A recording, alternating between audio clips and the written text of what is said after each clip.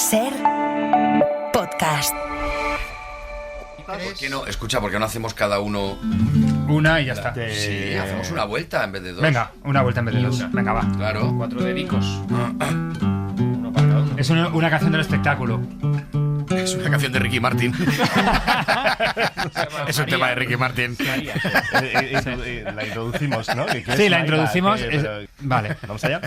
Bueno, pues va una canción. Tenemos que explicar que una higa en el final del siglo XVI, principios del XVII, consiste en introducir el pulgar entre el índice y el corazón, de manera pues que en ese momento se entendía como lo que ahora llamamos una peineta, ¿no? Un insulto. Entonces, en el espectáculo pues le dedicamos una higa a varias cosas. Exactamente. ¡Vamos allá! Vámonos.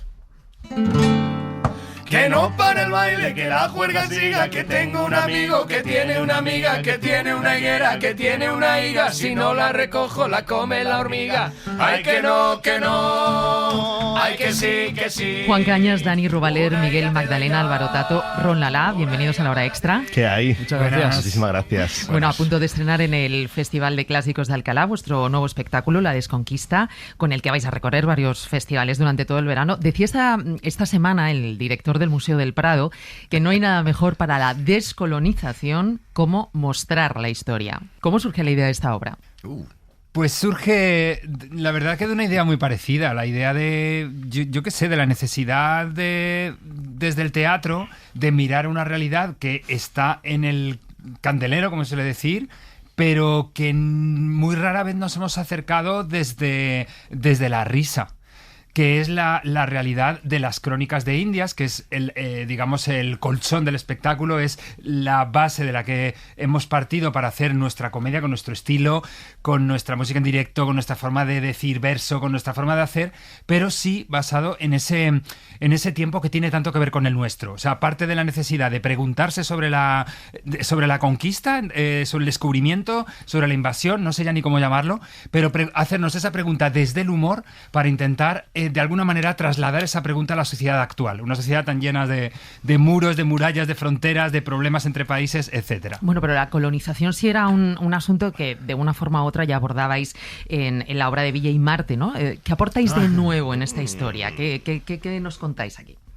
Hombre, lo que pasa es que en Villa y Marte era una colonización espacial. Esto era ya ir bueno, lo que estamos viendo incluso. ahora es bastante marciano, está cerca, ¿no? sí. O sea... Pero bueno, pues llevamos en el marcianismo instalados un tiempo, sí, pero bueno, o sea, quiero decir, ¿no?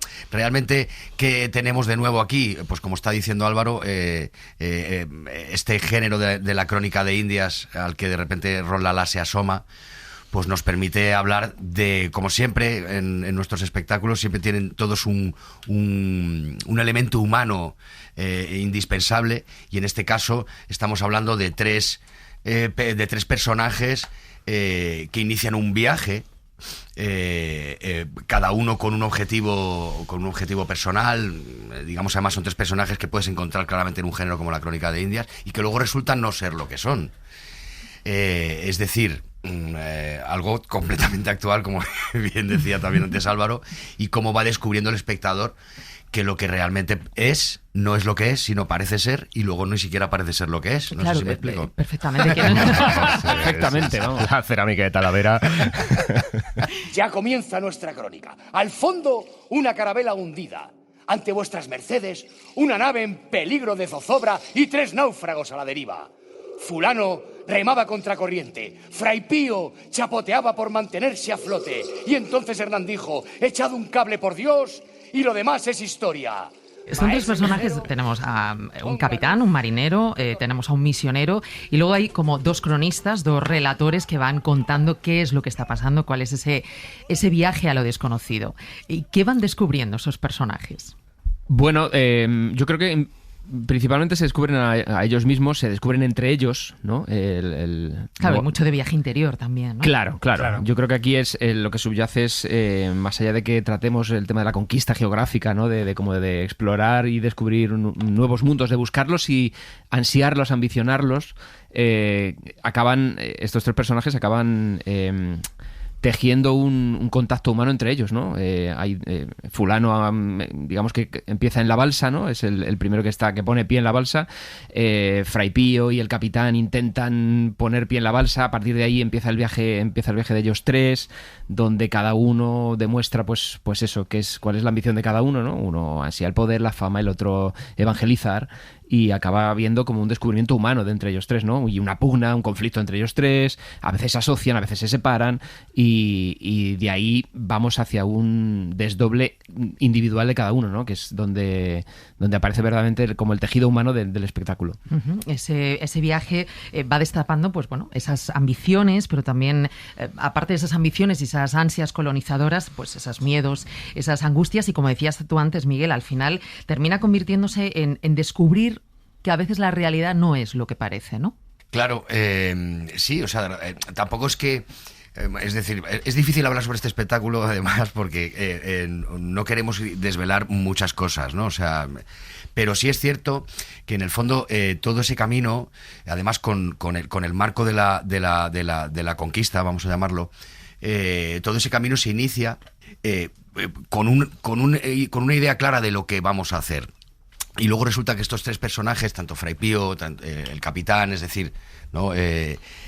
Resultan no ser lo que son. Tampoco vamos a desvelar mucho más, pero en el fondo no deja de ser una historia sobre la propia conquista, sobre el propio ser humano, con todo el entorno de la Crónica de Indias, una water movie, como la llamamos nosotros, porque en el fondo, claro, siempre los viajes te permiten hacer este tipo de cosas. Vamos, estaba hablando antes Dani y pensaba, digo, aquí faltan los Ewoks. Sí, decía García Márquez, creo que cuando le dieron el Nobel o en una de esas, o Cervantes o no sé qué, decía que las Crónicas de Indias era el origen del realismo mágico. Uh-huh. Y de alguna manera nosotros lo que queremos es hacer el realismo mágico sobre el escenario, aprovechando la excusa de estos tres colgados en medio del océano. Pero no sé, cuando os sentáis, ¿no? Y empecéis a preparar ese guión, esa historia, luego, según ibais escribiéndola sobre la marcha, os ha llevado por otros caminos que no imaginabais, que no esperabais. Bueno, una cosa que nos pasa siempre en Ron Lala es que, como decía Diego el otro día, tenemos el problema de trabajar con un dramaturgo que está vivo. Entonces Álvaro hace toda una preparación previa y nos envía siempre un primer boceto del espectáculo. Los músicos componemos las canciones que se nos ocurren, no sé qué, y llegamos al primer día de ensayo con un montón de pues con una base, con un esquema ya bastante sólido. De ahí empezamos a trabajar y ya el director, lo cambia todo. Entonces claro, tiene a Álvaro al lado y dice, necesito que esta escena sea otra cosa o llevárnoslo para otro lado porque esto no funciona, esto sí, no sé qué. Entonces, pues eso, hay veces que Álvaro dice, sí, no te preocupes, en 20 minutos lo tienes. Y a veces ahí escribiendo furiosamente y nosotros tenemos cada día para el siguiente ensayo siempre una ristra de texto nuevo espectacular, pero bueno, es nuestra manera de trabajar. Tenemos siempre es divertido, igualmente. No te aburres ni te puedes relajar. Y nos mantiene en guardia, porque más allá de que el bloque literario, digamos, el bloque lírico está muy cerrado, la verdad que cuando llega el primer libreto el espectáculo lo ves, ¿no? Pero cuando lo plasmas físicamente, nos ponemos a corretear, nos vestimos de negro y empezamos a currar 4 horas diarias en el local, luego te llegan otras cosas, ¿no? El texto te está dando otros mensajes, la historia, entonces ya intenta llevarlo para otro lado, no te convence lo que creías que te convencía leído anteriormente y pues ahí está, ¿no? La vida que cobra cuando lo ponemos en el local de ensayo. Yo entiendo que lo comentabas tú también al principio, Álvaro, es muy interesante cómo conecta con la realidad. Decía Marguerite Yourcenar, la autora de Memorias de Adriano, que la distancia de los siglos puede reducirse a nuestro antojo y solamente hay que ver la prensa, ¿no? Y ver cuántos paralelismos hay, ¿no? Pasados tantos siglos. Muy bonita mención, sí, lo que hace Yourcenar con Adriano es prácticamente lo que nosotros, y perdón por el spoiler, queremos hacer en un momento del espectáculo. No nos queríamos privar de la oportunidad de sacar a Felipe II sobre el escenario, y no solo Felipe II el histórico, ¿no? El que todos conocemos, sino el Felipe II niño, el Felipe II que sueña, que crea, que igual que estos colgados que están en medio del océano, pues que sueña con un imperio y que de alguna manera nos representa a todos, porque decías que habíamos descubierto, y yo creo que uno de los grandes descubrimientos de hablar de la Crónica de Indias familia y de jugar con ella sobre un escenario, es que en realidad nos parecemos mucho. O sea, no solamente a la sociedad actual, a la del finales del 16, principios del 17, donde está ambientada la obra, sino también que, yo que sé, que los teatreros en el fondo tenemos mucho que ver con esos aventureros, tenemos muchas ambiciones, estamos en un mundo completamente desconocido que tenemos que nombrar de nuevo cada vez que nos internamos en él, estamos en un mar ignoto y pasamos mucha hambre. El qué es lo parecido, lo curioso es el cómo, ¿no? Porque es verdad que, claro, todas esas cosas se expresan de otra manera, pero... Lo habéis comentado ya, es un espectáculo con música en directo, ritmo vertiginoso, humor muy crítico, todo muy ronlalero. Siempre habéis defendido el despejar de esa caspa a la cultura, ¿no? El que no sea algo elevado y aburrido, sin prejuicios, que llegue a todos, ¿no? Es vuestra marca de la casa. Sí, ha sido uno de los sellos, ¿no? De las ideas que hemos intentado llevar siempre a sus últimas consecuencias. De hecho, en toda nuestra carrera hemos ido tocando géneros muy diferentes, ¿no? Nos hemos ido queriendo atrever a... Vamos a ver cómo el lenguaje ronlalero pasa por una de género negro, por ejemplo. Vamos a ver qué tal vive en el barroco. Vamos a visitar a Cervantes. Vamos a hacer algo contemporáneo. Vamos a irnos a Marte. ¿no? Entonces, esas señas de identidad hemos querido que se mantengan siempre firmes, ¿no? Para contar el tipo de historias que queremos contar y para que ese espíritu que siempre nos ha acompañado no deje de estar nunca. Y ese espíritu tiene algo lúdico, gamberro y a la vez de gran amor y pasión por la cultura. Entonces, lo que intentamos es ver cómo se dan la mano esas dos cosas, ¿no? Intentar precisamente sacarla de esta cosa académica en la que a veces se nos queda enclaustrada, ¿no? Y no sé, y contar que nuestra visión es que precisamente es una cosa que está viva y que su razón de ser es que es popular. A veces, de todas formas, acercar los clásicos al gran público no es tan fácil. De hecho, vuestro acercamiento siempre ha sido como algo festivo. Decía hace unos días Antonio Muñoz Molina, que presentaba su último libro, su último ensayo sobre Cervantes y sobre el Quijote, que a veces pecamos de acercarnos a los clásicos, de entenderlos como algo indiscutible, como algo macizo, magistral. Quizás son adjetivos demasiado intimidantes, ¿no?, para ese gran público. Hombre, el Quijote macizo no es. Es grueso. Se te dan con él en la cabeza. No, descubres al final que, pues, lo que decía Álvaro antes, que la cultura es del pueblo. Si es que es un pulso popular, ¿no? La labor que hace todo el mundo, donde creo que nos incluimos, de actualizar lo que la gente dice, es que actualizáis los clásicos, lo modernizáis. No estás poniendo nada. En el fondo estás quitando de donde alguien en su momento ha metido un texto en una vitrina, lo ha envuelto, lo ha cerrado, porque es que esto es un clásico. Ciérralo, ¿no? No lo toques. Se trata de ir a la contra de eso, ¿no? De quitarlo, de traerlo a la actualidad y darte cuenta de que somos exactamente lo mismo. Somos humanidad. En todos vuestros espectáculos jugáis siempre mucho con los límites del humor. No sé si son malos tiempos para ese humor crítico, irreverente, lo políticamente correcto. No sé si consideráis que está acabando un poco con una forma de hacer arte, con una forma de hacer teatro, con una forma de hacer cine. Con una forma de hacer vida, incluso, diríamos, probablemente. Sí, yo estoy completamente de acuerdo. O sea, evidentemente, la expresión ahora mismo no se desarrolla ni convive de la misma manera que hace tiempo. Y esto no es vanagloriar unos tiempos sobre otros, pero para mí ahora es evidente, es claro, como ciudadano lo digo, no solamente como artista, como creador. Es evidente que el discurso está capado, pero bueno, por muchas series de cosas, es decir, no solamente por el pensamiento, ideología, etcétera, la propia cultura, el propio comportamiento, de alguna manera. Yo tengo la sensación, tengo 47 años, no me importa decirlo, ni me importará decirlo nunca, pero yo tengo la sensación de que cuando tenía 20 años vivía en otro lugar. Así de claro y de sincero te lo digo. ¿Y vosotros compartís esa misma sensación?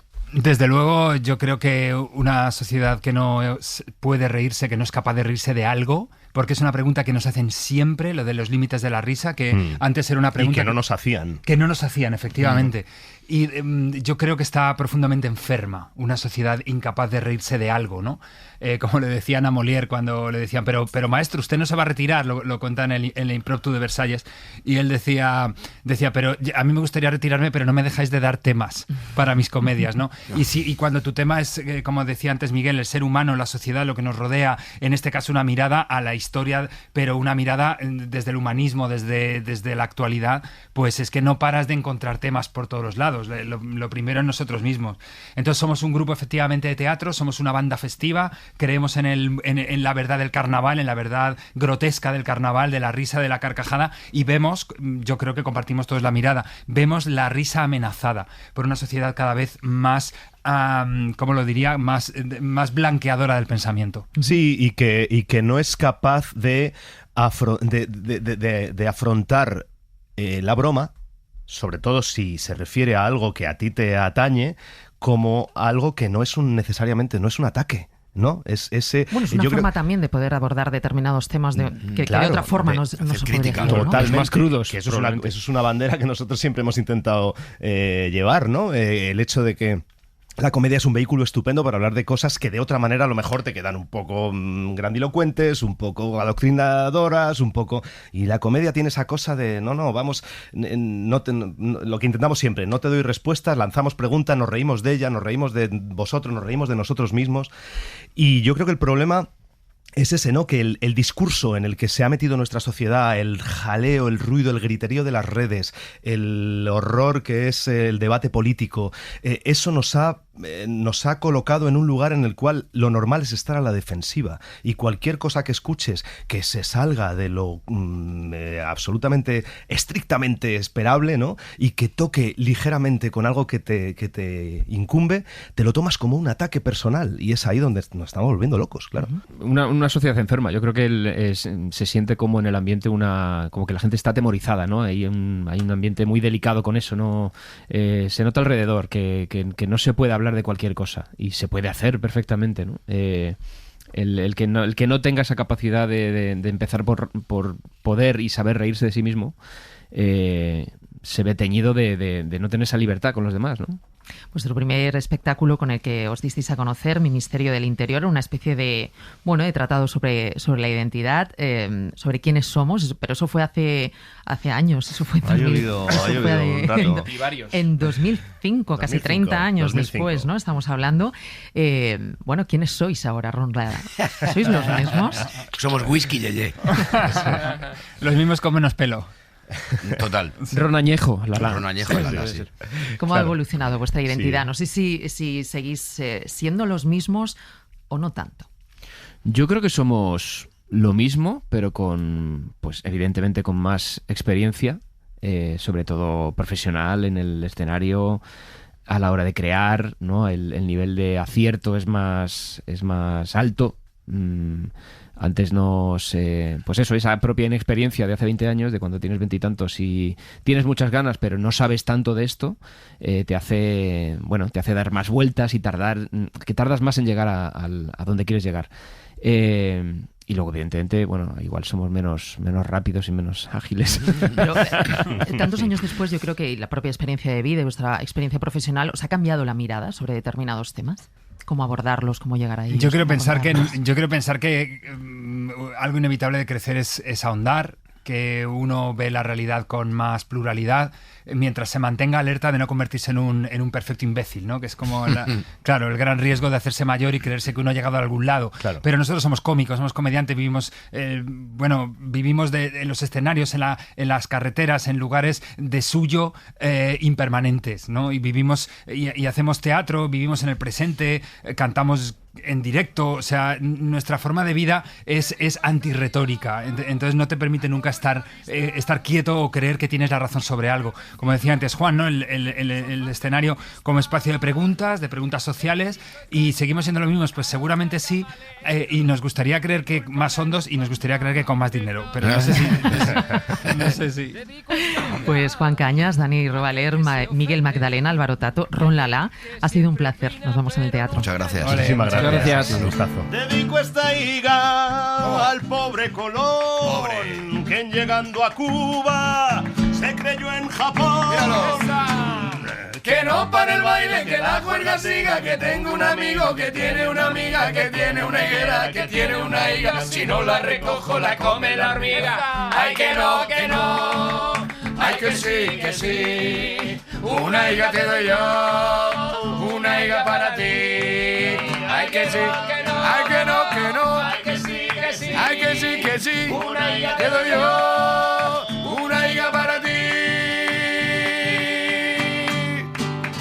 Para no perderte ningún episodio, síguenos en la aplicación o la web de la SER, Podium Podcast o tu plataforma de audio favorita.